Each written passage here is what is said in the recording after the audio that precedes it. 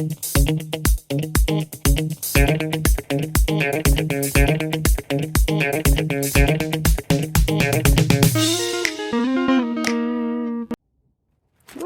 hi. Yeah, today there is a little bit of a perspective change happening because sometimes the answers are in the details, you know. Will it be the case for the next question? Let's see.